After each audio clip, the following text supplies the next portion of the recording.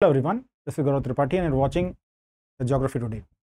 आज की इस क्लास में हम 5 अगस्त को उत्तराखंड में जो दुर्घटना हुई, बादल फटने की वजह से जो लैंडस्लाइड हुआ, उसको डिटेल में समझेंगे।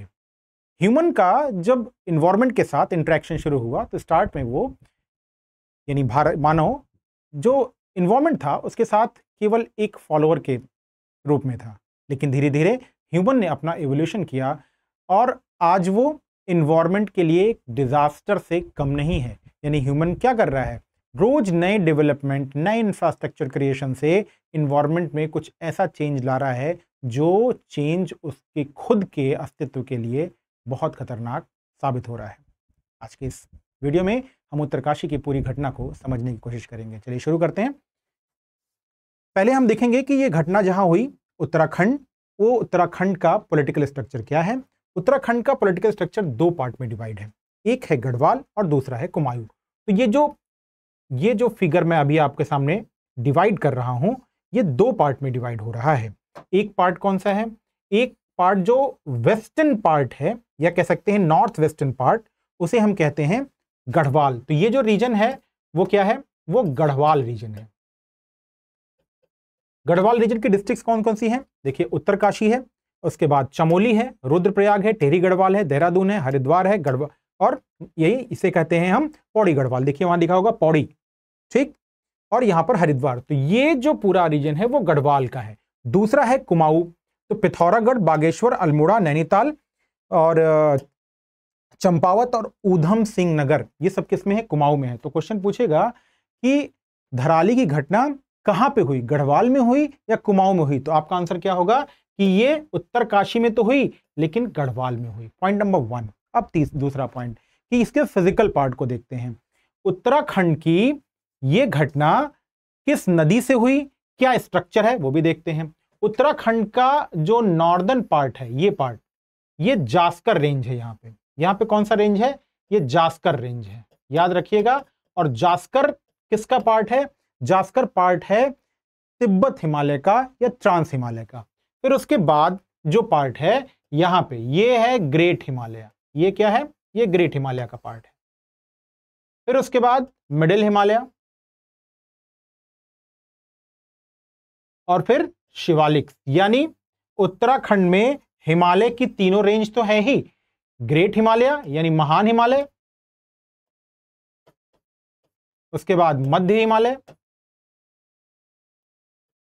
फिर शिवालिक,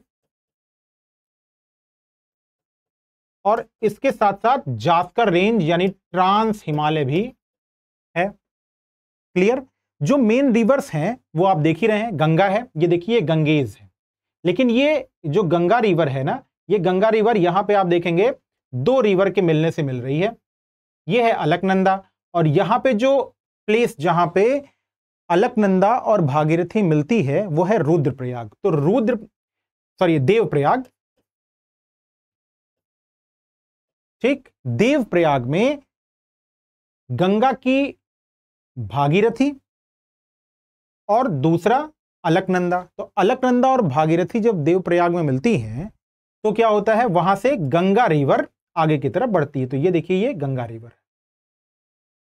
ये घटना कहां हुई, ये घटना जो उत्तरकाशी डिस्ट्रिक्ट में, ये जो गंगा रिवर जिसे हम भागीरथी कहते हैं, उसकी भागीरथी की ट्रिब्यूटरी है खीर गंगा।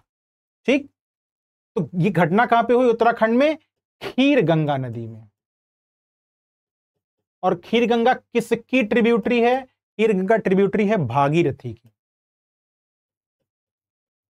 और ये भागीरथी जो है, वही भागीरथी जब देवप्रयाग में अलकनंदा से मिलती है तो क्या बनती है, गंगा बनती है।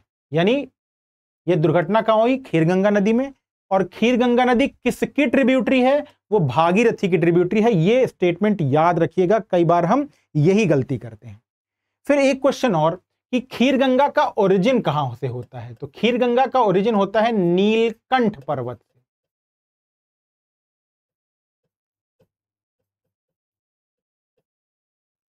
यहीं से आती है खीरगंगा।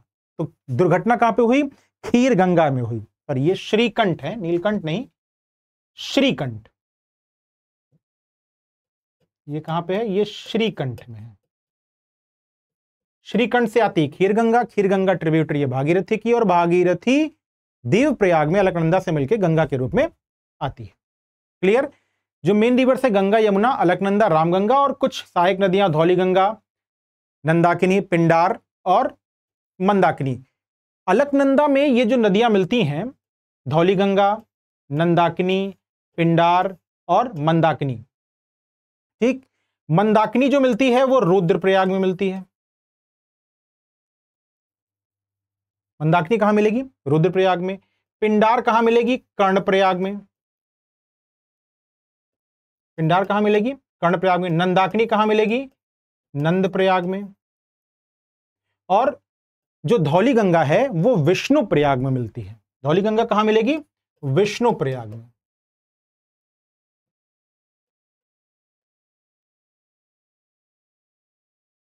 क्लियर। तो ये अलकनंदा में सभी नदियां, ये पंचप्रयाग में ये 4 प्रयाग आपके सामने है। आगे बढ़े हम। अब आइए हम देखते हैं कि कैसे हुआ हादसा। ये देखिए आपको खीरगंगा रिवर दिखाई पड़ेगी। ये देखिए खीरगंगा रिवर का ये पूरा सेक्शन है, ये खीरगंगा रिवर है। तो हुआ क्या, 5 अक्टूबर को धराली, ये धराली कस्बा है, देखिए यहां पे आपको ये धराली कस्बा दिखाई पड़ेगा। 5 अक्टूबर को इसी धराली कस्बे में बादल फटने की घटना हुई। बादल फटना, यहां पे ये पहाड़ियां ऐसे ऊंची ऊंची हैं, ये सब ऊंची पहाड़ियां हैं। तो पहाड़ियों के पास ही बादल फटने की घटना होती है। अभी आगे हम इस चीज को क्लियरली देखेंगे कि क्या हुआ था उस दिन, ठीक है। तो गंगोत्री से ये जो धराली है ना, ये गंगोत्री से 25 किलोमीटर दूर है। धराली कितना है, 25 किलोमीटर दूर। कहां से, गंगोत्री से। और इसी गंगोत्री से कौन सी नदी आती है, भागीरथी, जिसकी ट्रिब्यूटरी कौन है, खीरगंगा। तो खीरगंगा में बादल फटने से हुआ क्या, बादल फटने की घटना क्या होती है आगे हम देखेंगे। बादल फटने की घटना से इसमें पानी बहुत ज्यादा आ गया, और पानी बहुत ज्यादा आने से ये जो धराली कस्बे का ये पार्ट है वो क्या हो गया, पूरी तरीके से क्षतिग्रस्त हो गया, मलबे और पानी में डूब गया। अब देखिए हादसे के समय धराली की कंडीशन क्या थी। हादसा जब हो रहा था तो धराली की स्थिति क्या थी, क्या कंडीशन थी। तो ये जो ऊपर का पार्ट है धराली का, यहां देखिए बादल या धुंध जैसी स्थिति है, जहां बारिश का पानी आया और धराली में पूरी तरीके से उसने क्या किया, वॉश आउट कर दिया धराली को। ठीक। हुआ क्या, धराली में हादसे के समय यहां पे एक मेला लगा हुआ था, जिसे हम कहते हैं हार दूध मेला। 700 स्क्वायर मीटर में बसा हुआ धराली। धराली कितने बसा हुआ है, 700 मीटर स्क्वायर एरिया में, और कुल 800 यहां की पॉपुलेशन है। कितनी पॉपुलेशन है, 800 पॉपुलेशन है।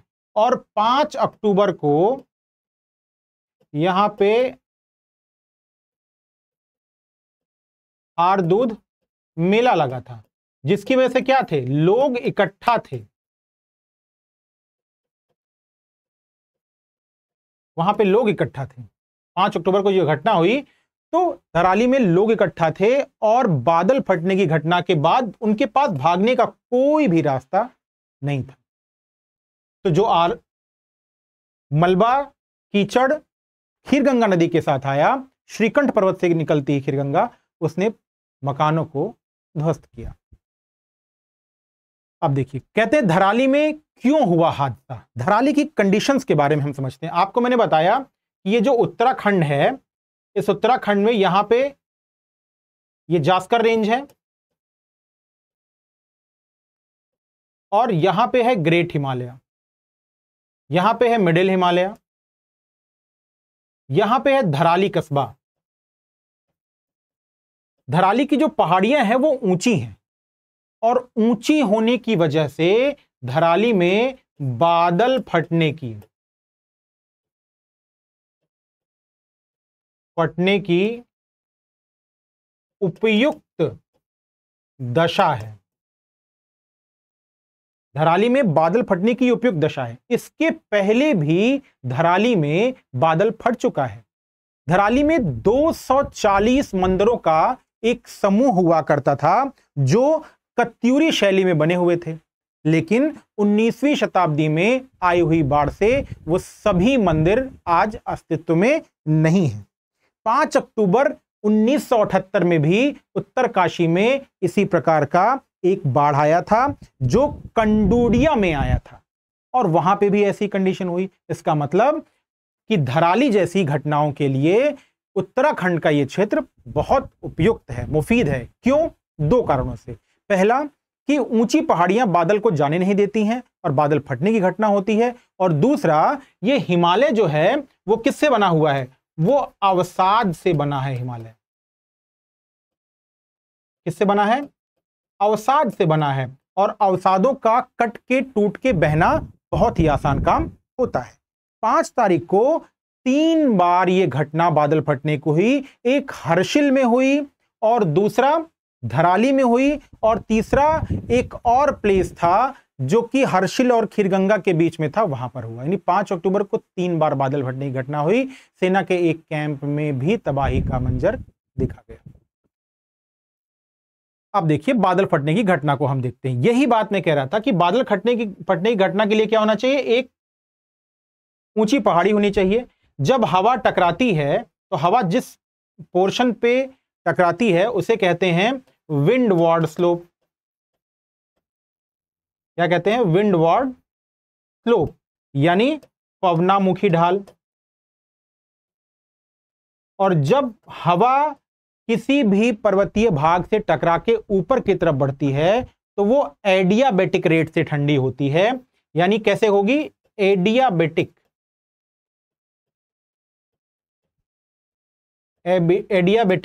दर से क्या होगी? ठंडी होगी। और एडियाबेटिक रेट जो होता है वो 10 डिग्री सेल्सियस 1000 मीटर, यानी हवा अगर 1000 मीटर ऊपर गई तो 10 डिग्री सेंटीग्रेड जो टेम्परेचर है वो क्या होगा? वो कम होगा। और ऐसे में जब बादलों का निर्माण होगा तो क्या होगा? बहुत ज्यादा नमी, बादल ठंडे होंगे, यानी हवा ऊपर जाएगी, ठंडी होगी, कंडेंस होगी। तो कंडेंस होने के बाद क्या होता है? इसी प्लेस पर बहुत कम समय में ज्यादा वर्षा हो जाती है। होगा क्या इसमें कि जब लगभग 100 मिलीमीटर पर आवर का रेन बादल फटेगा, तब कब होगा? जब 100 ml पर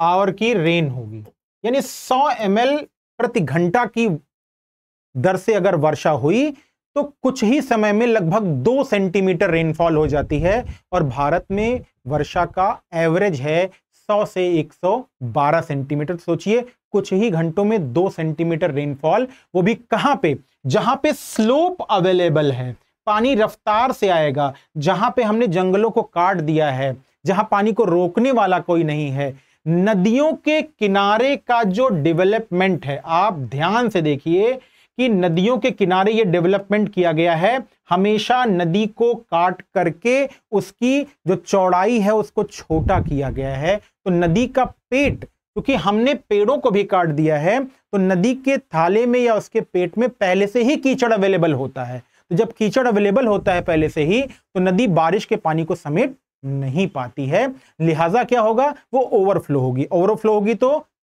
इस तरीके की कीचड़ मलबे का जो स्लिप होगा वो आएगा, और नीचे नदी के किनारे बसे हुए जो कस्बे हैं, जो गांव हैं, उनमें यही तबाही का मंजर दिखाई पड़ेगा।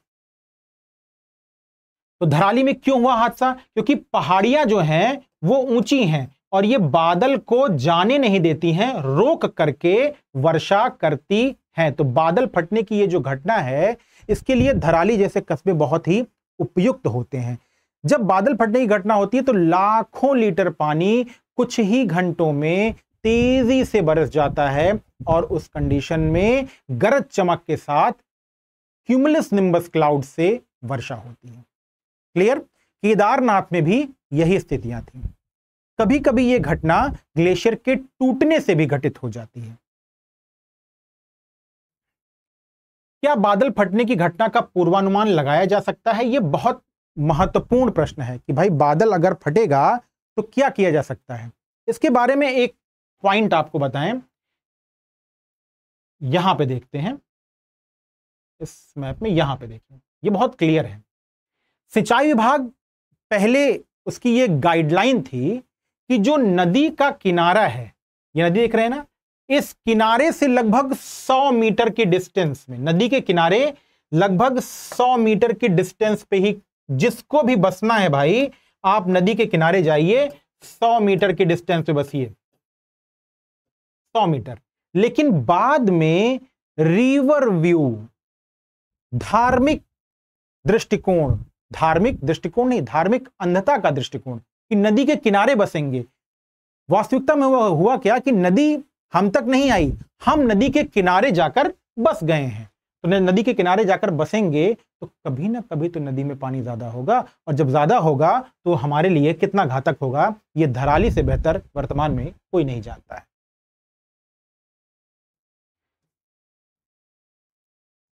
तो क्या बादल फटने की घटना का पूर्वानुमान लगाया जा सकता है? तो इसका है कि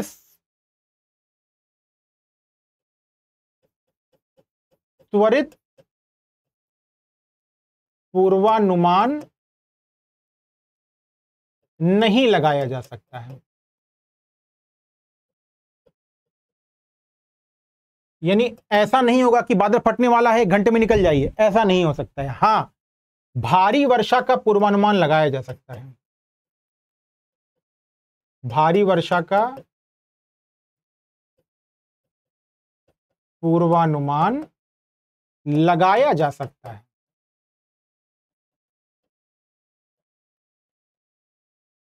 ठीक, बचाव के लिए क्या किया जा सकता है? पहली बात कि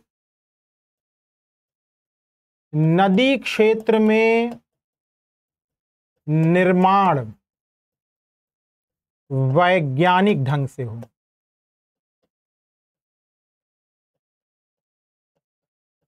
अब वैज्ञानिक ढंग से का मतलब कि हम बहुत वैज्ञानिक अप्रोच रखते हैं तो नदी किनारे बस जाएंगे, ऐसा निर्माण करेंगे, नहीं।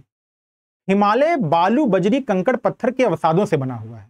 हम पहले सड़कों का निर्माण वहां करते हैं, फिर उसके बाद हम वहां पे होटल्स बनाते हैं, बहुमंजिली इमारत बनाते हैं, उसके बाद उसमें टनल्स भी बनाते हैं। तो सोचिए, अगर आपके घर के आसपास कहीं बालू, बजरी, कंकड़, पत्थर इकट्ठा हो और आप उस पर इतना निर्माण करेंगे तो बारिश के समय वहां की स्थिति क्या होगी? तो वहां की स्थिति वही होगी जो धराली की हुई। तो हमें करना क्या होगा कि वैज्ञानिक ढंग से निर्माण करना होगा और गाइडलाइंस का सख्त पालन करना होगा। निर्माण करने वाली होटल वाली कंपनियां रिवर व्यू के नजारे के लिए एकदम नदी के किनारे घर, होटल, कॉलोनीज बसा देते हैं और फिर उसका भारी रकम भी लेते हैं। बड़ी खास बात यह है कि रिवर व्यू के किनारे, रिवर फ्रंट के किनारे, नदियों के किनारे रहने के लिए मकानों की कीमतें ज्यादा होती हैं, लेकिन हम वहां बस जाते हैं। ये गलती हमारी है। कुछ कहीं ना कहीं सरकारी जो तंत्र है वो भी स्ट्रिक्ट रूप से जो रिकमेंडेशंस आती हैं उसको फॉलो नहीं कराता है, तो उसका खामियाजा धराली जैसा नुकसान नहीं होता। हमें प्रकृति के साथ उस हद तक समायोजन करना चाहिए जहां तक प्रकृति को नुकसान ना हो। तो समायोजन एक अच्छी चीज है, परिवर्तन अच्छी चीज नहीं है। पर्वतीय क्षेत्रों में निर्माण को बहुत कम करना होगा। जो असीमित आवाजाही है, आपने अभी कुछ दिनों पहले सुना होगा कि हिमाचल प्रदेश में कई जगह बादल फटे। इवन लैंडस्लाइड की घटना वैष्णो देवी मार्ग पर भी हो रही है।